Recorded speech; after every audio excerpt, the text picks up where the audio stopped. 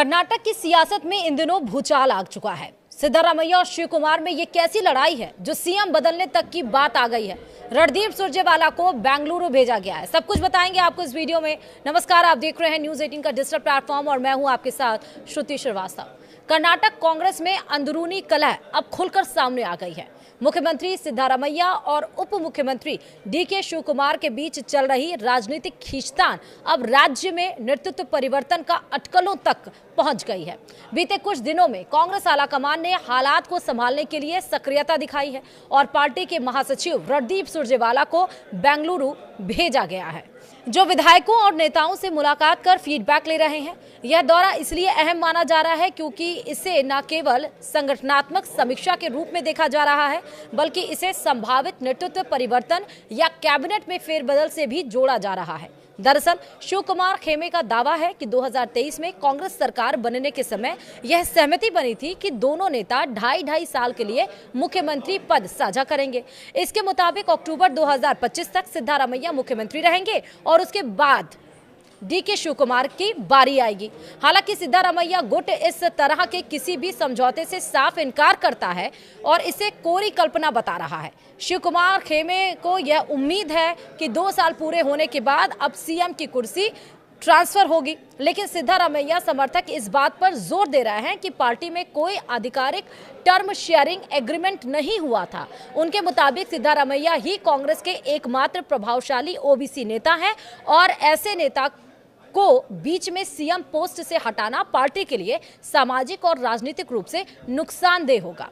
Party हाल ही में OBC सलाहकार परिषद भी बना चुकी है, जिसकी पहली बैठक 15 जुलाई को बेंगलुरु में प्रस्तावित है, जिसकी मेजबानी स्वयं सिद्धारमैया कर रहे हैं। रणदीप सुरजेवाला का दौरा ऐसे वक्त पर हो रहा है जब अंदर खाने असंतोष बढ़ रहा है। कुछ विधायक फंड आवंटन को लेकर भी खुले तौर पर नाराजगी जता चुके हैं। पार्टी हाईकमान इस बात से चिंतित है कि अगर इन नाराजियों का समय रहते नहीं सुलझाया गया तो इसका असर संगठन और सरकार दोनों पर पड़ सकता है।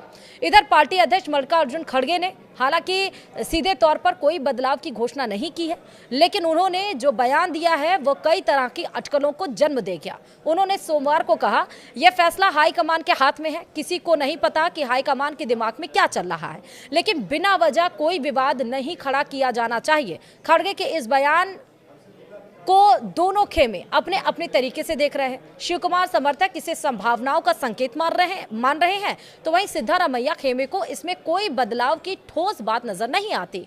सुरजेवाला ये टटोल रहे हैं कि विधायकों का मन क्या है। हालांकि सुरजेवाला ने मीडिया से कहा है कि यह एक नियमित संगठनात्मक समीक्षा है, लेकिन उन्होंने खुद यह स्वीकार किया कि वह हर विधायक से अलग अलग मिलकर उनकी बात सुन रहे हैं, चाहे सरकार की 5 गारंटी योजना की प्रगति हो या फिर विकास कार्यों की समीक्षा हो या फिर संगठन की मजबूती की बात हो। इन सभी विषयों पर वह विधायक का मन टटोल रहे हैं।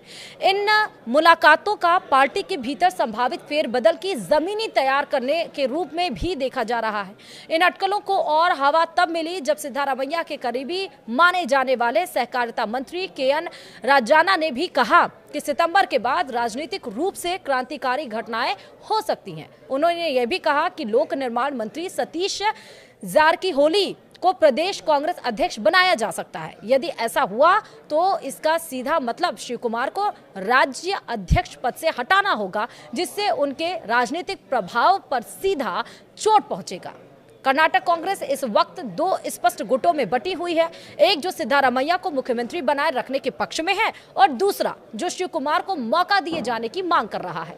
दोनों ही नेताओं की अपनी अपनी ताकत है। एक तरफ सामाजिक समीकरणों में सिद्धारमैया की पकड़ है तो दूसरी तरफ पार्टी संगठन और फंडिंग में शिव कुमार का वर्चस्व। इस लड़ाई का सबसे बड़ा असर 2024 के लोकसभा चुनाव में पार्टी को उठानी पड़ी थी, जब अपेक्षित प्रदर्शन नहीं हो पाया। अब जब बीएमसी चुनाव जैसे अहम नगरीय चुनाव सामने है और पार्टी को राष्ट्रीय स्तर पर खुद को एकजुट दिखाना है, कर्नाटक जैसी सत्ताधारी राज्य इकाई में अस्थिरता कांग्रेस के लिए भारी पड़ सकती है। फिलहाल पार्टी आलाकमान ने नेतृत्व परिवर्तन की अटकलों को खारिज किया है, लेकिन अंदरूनी हालात साफ तौर पर बताते हैं कि संघर्ष खत्म नहीं हुआ है। दोनों खेमे के बीच यह रस्साकशी आने वाले दिनों में या तो किसी समझौते की ओर जाएगी या फिर खुली बगावत तक पहुंच सकती है। सिद्धारमैया और शिवकुमार के बीच यह टकराव कांग्रेस के लिए एक कठिन परीक्षा बन गया है। अगर पार्टी इसे सही ढंग से नहीं संभालती तो यह कर्नाटक सरकार की स्थिरता को खतरे में डाल सकता है और राष्ट्रीय स्तर पर कांग्रेस की एकता की छवि को भी प्रभावित कर सकता है। इस राजनीतिक युद्ध का अंत क्या होगा, यह आने वाले महीनों में कांग्रेस नेतृत्व को कुशलता और दोनों नेताओं की परिपक्वता पर निर्भर करेगा। वीडियो में इतना ही। नमस्कार।